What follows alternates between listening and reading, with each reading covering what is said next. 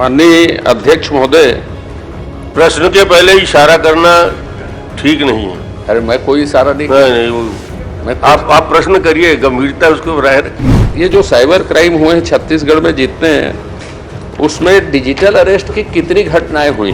जो digital arrest के प्रकरण हुए हैं छत्तीसगढ़ में वो 12 प्रकरण। डिजिटल अरेस्ट और साइबर क्राइम के कुल प्रकरणों में से 168 करोड़ की राशि माने ठग ली गई। 921 खाते ऐसे हैं जिसमें 1 से 2 बार ठगी हुई।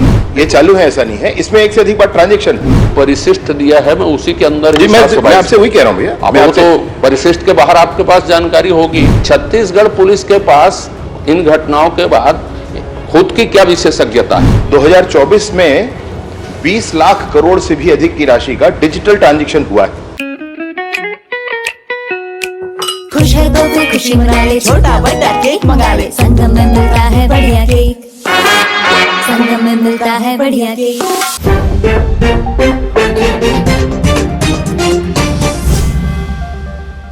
माननीय अध्यक्ष महोदय, प्रश्न के पहले इशारा करना ठीक नहीं है। अरे मैं कोई इशारा नहीं नहीं, आप प्रश्न करिए, गंभीरता उसको बनाए रखिए। मैं आपसे ये जानना चाहूँगा माननीय मंत्री महोदय, अध्यक्ष जी के माध्यम से, कि ये जो साइबर क्राइम हुए हैं छत्तीसगढ़ में जितने हैं, उसमें डिजिटल अरेस्ट की कितनी घटनाएं हुई हैं और उसमें कितने प्रकरण में आपने कार्रवाई की है?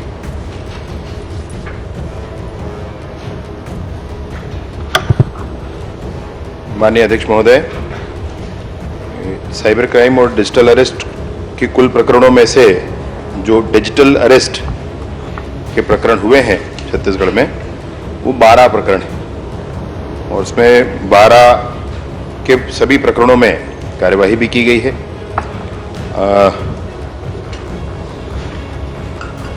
माननीय अध्यक्ष महोदय,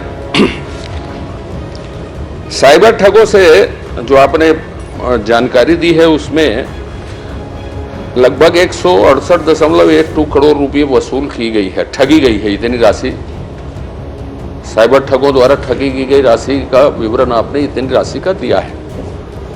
उसमें से आपने कितनी राशि वसूल की है ठगों से? और जैसा आपने बताया कि 5 करोड़ 20 लाख रुपये से ज़्यादा वसूल की गई है, तो वो आपके पास कितनी राशि जो आपने उसमें वसूल की है और कितना आपने ठगे गए लोगों को वापस किया है और कितनी राशि शासन के पास या विभाग के पास रखी हुई है और उसको कब तक आप लौटाएंगे?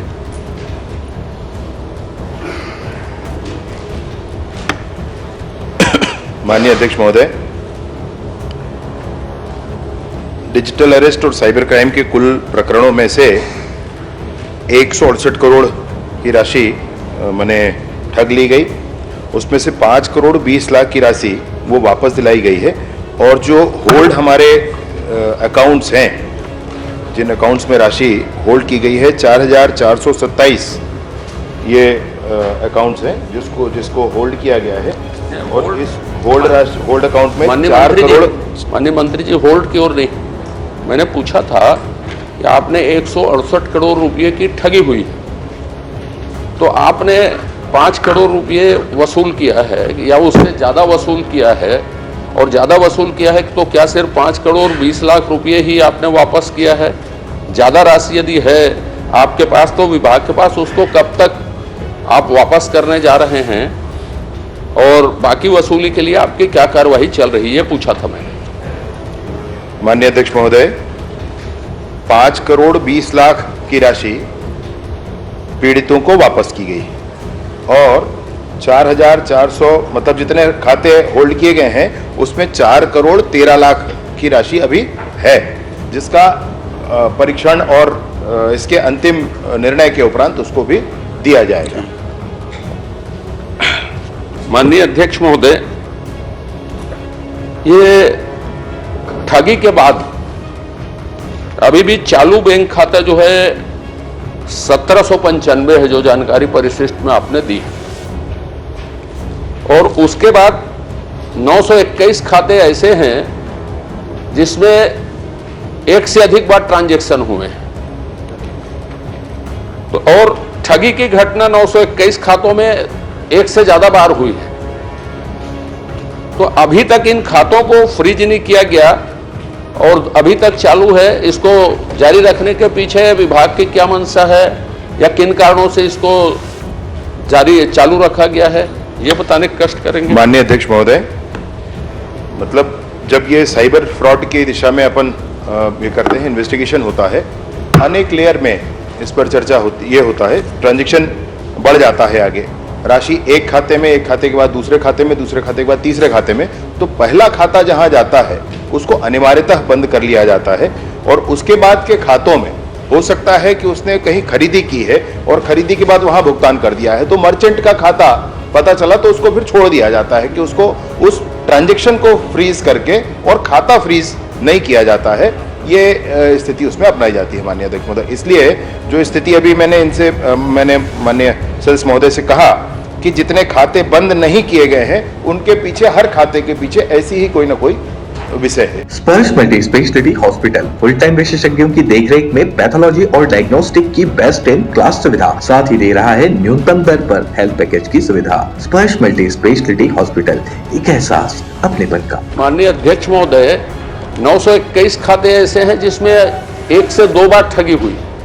ये बड़ा आश्चर्यजनक है कि वो अभी भी चालू है। अब बोल रहे हैं, बोल लीजिए। नहीं, 921 खाते ऐसे हैं जिसमें एक से अधिक बार ट्रांजैक्शन हुआ है।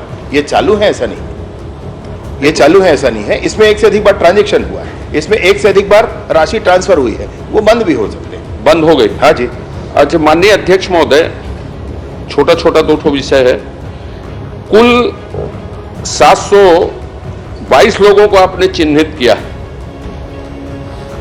722 लोगों में से आपने 347 की गिरफ्तारी की।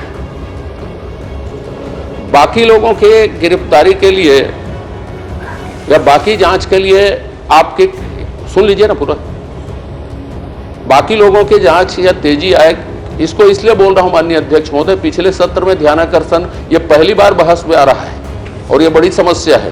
तो बाकी लोगों के लिए प्रयास क्या कर रहे हैं, एक, और दूसरा इसमें विषय ये है कि छत्तीसगढ़ पुलिस के पास साइबर क्राइम के लिए क्या क्या विशेषज्ञता है कि वो शीघ्रता से निराकरण हो। विशेषज्ञता भी बताएंगे थोड़ी आप?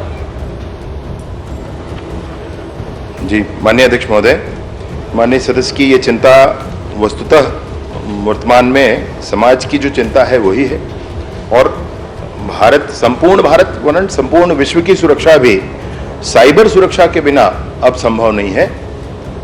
भारत में ही हम देखेंगे माननीय अध्यक्ष महोदय तो 2024 में 20 लाख करोड़ से भी अधिक की राशि का डिजिटल ट्रांजैक्शन हुआ है और ये पूरे दुनिया का 40% से अधिक है माननीय अध्यक्ष महोदय। तो इतनी बड़ी संख्या में, मतलब लोकसभा का एक विषय टीवी पर देखा था माननीय अध्यक्ष महोदय, पी चिदम्बरम जी कहते थे, go to a village house, buy potatoes and tomatoes and pay rupees 750 using a credit card. What will a poor woman do in such a situation where there be an ATM machine, there be an electricity, there be Wi-Fi, there be internet. ये चिदम्बरम जी ने भाषण दिया था उस समय जब digital India का concept लेकर के माननीय नरेंद्र मोदी जी की सरकार आगे बढ़ी थी। और उसके बाद आज भीम हमारा जो ऐप है, गेटवे है, यूपीआई है, ये जर्मनी और फ्रांस में भी चल रहा है, यहां भी चल रहा है और हम डिजिटल ट्रांजैक्शन की दिशा में बिल्कुल वैसा ही हो रहा है कि एक गांव में एक महिला आलू बेच रही है और उसके पास जब एक व्यक्ति खरीदने जाता है तो वो डिजिटल ट्रांजैक्शन से ही भुगतान कर रहा है। भारत डिजिटल ट्रांजैक्शन में इतना आगे बढ़ा है माननीय अध्यक्ष महोदय और इसलिए ये डिजिटल ट्रांजैक्शन की तरफ हम जब जाते हैं तो साइबर अपराध भी भारत में बढ़े हुए दिख रहे हैं। भारत में, पूरी दुनिया में बढ़े, भारत में भी बढ़े। ये 722 जो आरोपी वर्तमान में चिन्हांकित हैं, ये पूरे नहीं है माननीय अध्यक्ष महोदय। मैं माननीय सदस्य महोदय की चिंता से के आधार पर उनसे कहना चाहूंगा, ये 722 आरोपी अभी तक चिन्हांकित हुए हैं, इसमें तो और आरोपी है। जो परिशिष्ट दिया है मैं उसी के अंदर जी, मैं आपसे वही कह रहा हूँ भैया। अब वो तो परिशिष्ट के बाहर आपके पास जानकारी होगी। नहीं, मैं आपसे मैं कह रहा हूँ, मेरी बात तो सुन लीजिए।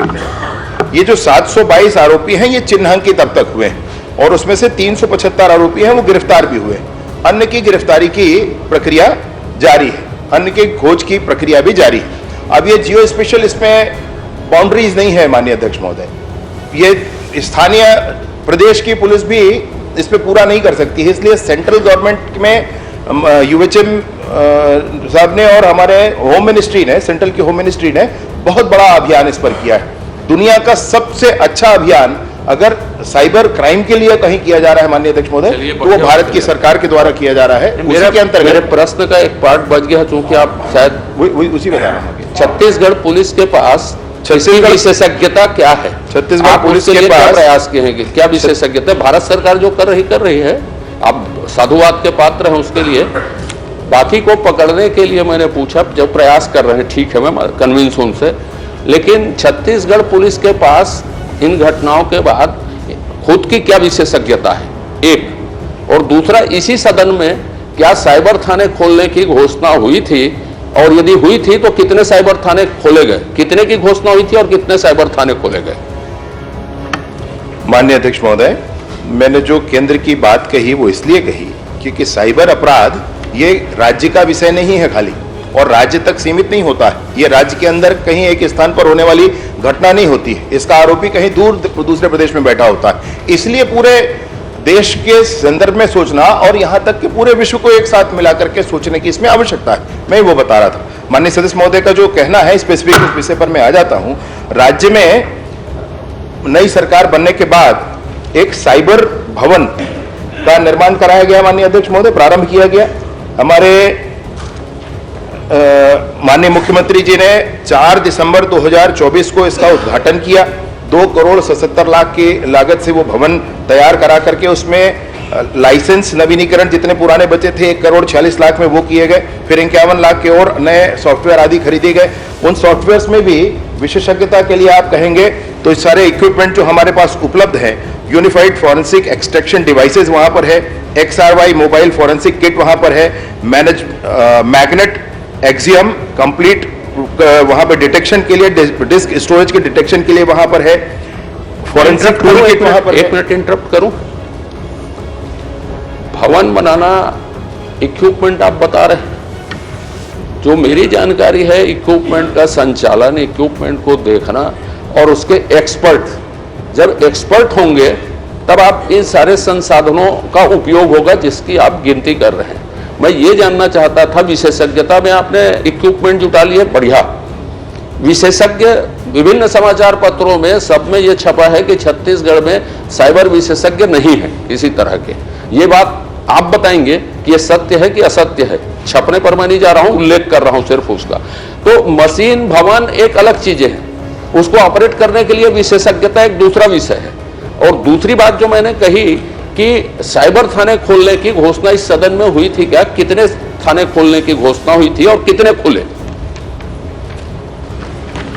जी माननीय अध्यक्ष महोदय, राज्य स्तर पर साइबर पुलिस थाना, राज्य स्तर पर cyber forensic lab, cyber financial fraud helpline जो 1930 है वो राष्ट्रीय स्तर का है, परंतु उसका संचालन सभी राज्यों को स्वयं करना पड़ता है, वह भी यहाँ पर संचालित किया जा रहा है। 5 हमारी जो रेंज हैं, रायपुर, दुर्ग, बिलासपुर, जगदलपुर और अंबिकापुर, 5 रेंजों में थाना को और अपग्रेड किया गया है और आगे बढ़ाया गया। साइबर थाने है स्पेसिफिकली उसमें, और समस्त जिलों में सभी एक एक साइबर सेल का भी निर्माण हुआ है। ये सब मिलकर के ये संस्था काम कर रही है माननीय अध्यक्ष महोदय।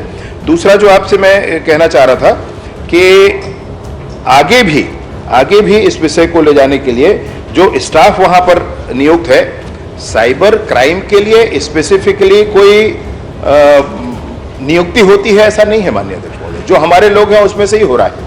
माननीय नरेंद्र मोदी जी ने एक कॉन्सेप्ट दिया कि 5,000 हमको साइबर कमांडोज बनाने हैं, तो उसमें 6 लोग कमांडो की ट्रेनिंग अभी ले रहे हैं। वो भी एक बहुत अच्छी प्रक्रिया है। 6 महीने का बड़ा नेशनल लेवल का एक ट्रेनिंग होता है। IIIT हमारा नया रायपुर, वहां पर भी एक ट्रेनिंग सेंटर, तो वो ट्रेनिंग ले रहे हैं। साथ ही साथ 5 एक्सपर्ट्स हमने अभी एंगेज करने की प्रक्रिया बढ़ाई है।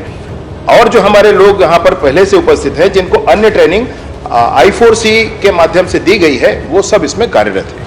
ठीक है। अन्य एक आखिरी पूछ लेता हूं। माननीय अध्यक्ष महोदय, मैंने माननीय मंत्री जी के प्रश्न से जो समझा कि आपकी विशेषज्ञता को जो मैं पूछ रहा था, तो आपने कहा कि कमांडो ट्रेनिंग ले रहे हैं, नेशनल ग्रिड में उनकी ट्रेनिंग हो रही है और कुछ जगह आप खुद भी कर रहे हैं। अभी एक और उत्तर आ रहा था कि हमने विशेषज्ञों की नियुक्ति के लिए वित्त विभाग में भेजा है। मैं स्पेसिफिक पूछा हूं कि आज की तारीख में जितनी घटनाएं हुई हैं, जितने पैसे की ठगी हुई है, इन सब की जांच पड़ताल समय में हो। अपने पास इस तरह के इतने विशेषज्ञ हैं या इतने विशेषज्ञों की जरूरत है और इतने विशेषज्ञों की हम भर्ती कर रहे हैं या नहीं कर रहे हैं, मैं ये जानना चाहता था। एक दूसरा, मेरी जानकारी ये है कि इस सदन में पांचों जो आपके रेंज है उसमें 5 साइबर थाने खोलने की घोषणा हुई थी। अब ये साइबर थाने का कॉन्सेप्ट क्या है, तत्कालीन गृह मंत्री या वो लोग जाने कि क्या कॉन्सेप्ट है, मैं तो जानूंगा नहीं। और उसमें एक जगह शायद खोले गए हैं जिसमें भी कोई नियुक्ति नहीं हुई, जो मेरी जानकारी है। तो जो मैं आपसे जानना चाहता हूं वो ये है कि इन चीजों के निपटने के लिए इस तरह के विशेषज्ञ की जरूरत है। ट्रेनिंग व्रेनिंग तो ठीक है, दिल्ली सरकार दे रही है, आप करवाइए, अच्छी बात है, लेकिन हमारी जो विशेषज्ञता की जरूरत है वो हमारे पास इतने हैं इस तरह के लोग और इतना हम भर्ती करने जा रहे हैं, या ये स्पेसिफिक मैं जानना चाहता था। और आप माननीय अध्यक्ष महोदय, साइबर थाने के बारे में बताइए, साइबर सेल के बारे में नहीं। साइबर थाने खोलने की बात कही थी कि साइबर सेल खोलने की बात कही थी?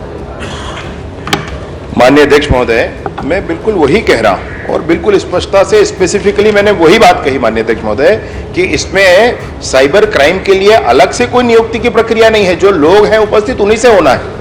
और इसलिए मैं आपको फिर से एक बार बताना चाहता हूं कि 5 रेंज में साइबर थाने हैं और उसमें 69 लोग कार्यरत हैं। ये पूर्व से पुलिस विभाग में कार्यरत लोग ही हैं जो उस दिशा में एक्सपर्ट हो सकते हैं, उनको रखा गया है। इसमें मैंने बताया माननीय अध्यक्ष महोदय कि एक अभी रिसेंट में भी और 2 साल पूर्व भी I4C जब से प्रारंभ हुआ है 2022 से I4C प्रारंभ हो जाने के बाद ये भारत सरकार की बड़ी संस्था है और ये बड़ा अभियान है भारत सरकार का। सारी चीजों को एक साथ इंटीग्रेट करने के लिए Indian cyber crime coordination centre I4C ऐसा बनाया गया। इसी के माध्यम से प्रशिक्षण, एक छोटे कालखंड का प्रशिक्षण भी दिया जाता है। 129 लोग छत्तीसगढ़ में प्रशिक्षित हुए और वो कार्यरत हैं। बाकी 5 रेंजों में 5 साइबर थाने हैं, 69 लोग उसमें कार्यरत हैं माननीय अध्यक्ष महोदय। और 5 विशेषज्ञों की नियुक्ति का जो विषय है अटैच किए जाएंगे, वो उनकी नियुक्ति की प्रक्रिया नहीं होगी, वो अटैच किए जाएंगे माननीय अध्यक्ष महोदय। पहली बार मध्य भारत का सबसे एडवांस 3 टेस्ला MRI। सारी स्कैनिंग 6 से 10 मिनट में हो जाती है, जहां आम MRI मशीन 45 से 1 घंटे लेती है। GT diagnostic, near Nehru Nagar square, Priyadarshini परिसर, भिलाई।